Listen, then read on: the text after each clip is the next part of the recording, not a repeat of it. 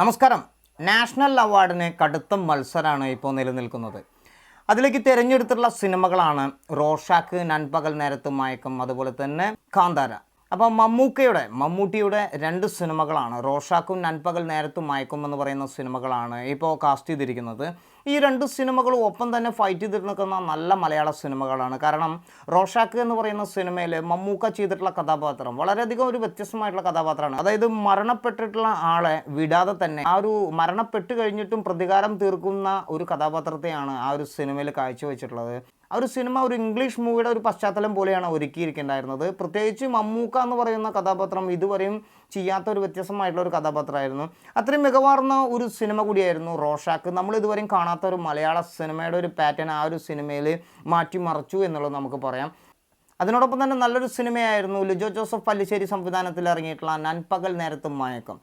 ഒരു വേളാങ്കണ്ണി ട്രിപ്പ് പോയിട്ട് വരുമ്പോൾ കുടുംബസമേതം മറ്റൊരു കുടുംബത്തിൽ ചെന്ന് അദ്ദേഹം മമ്മൂട്ടി എന്ന് പറയുന്ന കഥാപാത്രം, അല്ലെങ്കിൽ മമ്മൂക്ക എന്ന് പറയുന്ന കഥാപാത്രം, അദ്ദേഹത്തിൻ്റെ ബുദ്ധി മറിഞ്ഞ് വേറൊരു രീതിയിലേക്ക് അദ്ദേഹം വേറൊരു കഥാപാത്രമായി ആ ഒരു വീട്ടിൽ ചെന്ന് ആ വീട്ടിലൊരു ഗൃഹനാഥനായി അദ്ദേഹം അവിടെ ജീവിക്കുന്ന ഒരു കഥാപാത്രമായിട്ടായിരുന്നു നൻപകൽ നേരത്ത് മയക്കം എന്ന് പറയുന്ന സിനിമയിൽ മമ്മൂട്ടി കാഴ്ചവെച്ചത്. ഒപ്പം തന്നെ മമ്മൂട്ടി എന്ന് പറയുന്ന ആൾ വ്യത്യസ്തനാവുന്നത് ഓരോ സിനിമകൾ ഇറങ്ങുമ്പോഴും വളരെ വ്യത്യസ്തമായിട്ടുള്ള കഥാപാത്രങ്ങൾ ചെയ്യാൻ പ്രത്യേക ഒരു കഴിവുള്ള ഒരു നടനാണ് മമ്മൂക്ക, അല്ലെങ്കിൽ മമ്മൂട്ടി എന്ന് പറയുന്ന അദ്ദേഹം. രണ്ടും രണ്ട് രീതിയിലുള്ള പ്രത്യേകമായിട്ടുള്ള ഒരു മേക്കിങ്ങും കാര്യങ്ങളും അതുപോലെ തന്നെ ഒരു വ്യത്യസ്തമായ കഥാപാത്രങ്ങളും ആയതുകൊണ്ട് നമ്മൾ തികച്ചും ഈ ഒരു സിനിമകൾക്ക് നാഷണൽ അവാർഡ് ലഭിക്കും എന്നുള്ളത് നമ്മൾ ആ സിനിമകൾ കണ്ടു കഴിയുമ്പോൾ തന്നെ നമുക്ക് മനസ്സിലാക്കിയിട്ടുള്ള ഒരു കാര്യമാണ്. അപ്പോൾ അങ്ങനെ നിൽക്കുന്ന ഈ ഒരു കൺഫ്യൂഷൻ ടൈമിലാണ് ഇപ്പോൾ നാഷണൽ അവാർഡിൻ്റെ നോമിനേഷൻ വന്നിരിക്കുന്നത്. ആ ഒരു നോമിനേഷനിലേക്ക് ആഡ് ചെയ്തിരിക്കുന്ന ഈ രണ്ട് സിനിമകളും ഇപ്പം നമ്മളെ ഒന്നുകൂടിയും ടെൻഷനാക്കിക്കൊണ്ടിരിക്കുക എന്ന് പറയാം. കാരണം കന്നഡ സിനിമയായിട്ടുള്ള കാന്താര എന്ന് പറയുന്ന സിനിമ നമുക്കറിയാം വേൾഡ് വൈഡ് എല്ലാ ഭാഷകളിലും ഇറക്കിയിട്ടുള്ള ഒരു സിനിമയാണ്. കാന്താര നല്ലൊരു മികച്ച ബ്ലോക്ക് ബസ്റ്റർ മൂവിയാണ്. KGF ശേഷം ഒരു ബ്ലോക്ക് ബസ്റ്റർ മൂവിയായിരുന്നു കാന്താര എന്ന് പറയുന്ന സിനിമ. ഋഷഭ് ഷെഡ്ഡിയാണ് ഈ സിനിമ സംവിധാനം ചെയ്തിരിക്കുന്നത്. ഋഷഭ് ഷെഡ്ഡി തന്നെയാണ് ഈ സിനിമയിൽ അഭിനയിച്ചിരിക്കുന്നത്.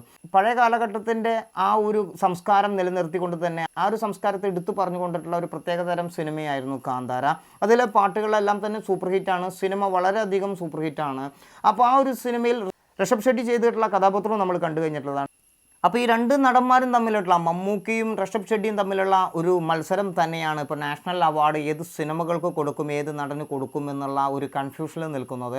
തീർച്ചയായിട്ടും ഈ സിനിമകൾ നിങ്ങൾ കണ്ടവരാണ്. നിങ്ങളുടെ അഭിപ്രായങ്ങൾ ഈ വീഡിയോയ്ക്ക് താഴെ അറിയിക്കുക. ഏത് സിനിമയ്ക്ക് ഏത് നടന് നമുക്ക് നാഷണൽ അവാർഡ് കൊടുക്കാം, നമ്മൾ പ്രേക്ഷകരുടെ മനസ്സുകൊണ്ട് എന്ത് തോന്നുന്നു എന്നുള്ളത് നിങ്ങളുടെ അഭിപ്രായം വീഡിയോയ്ക്ക് താഴെ അറിയിക്കാം. നാഷണൽ അവാർഡ് ആർക്ക് ലഭിക്കും എന്നുള്ളത് കാത്തിരുന്നുകൊണ്ട് ഈ വീഡിയോ നിർത്തുന്നു. അടുത്തൊരു വീഡിയോയിൽ കാണും വരെ നന്ദി, നമസ്കാരം, താങ്ക്സ്. ഞാൻ നിങ്ങളുടെ രാകേഷ്.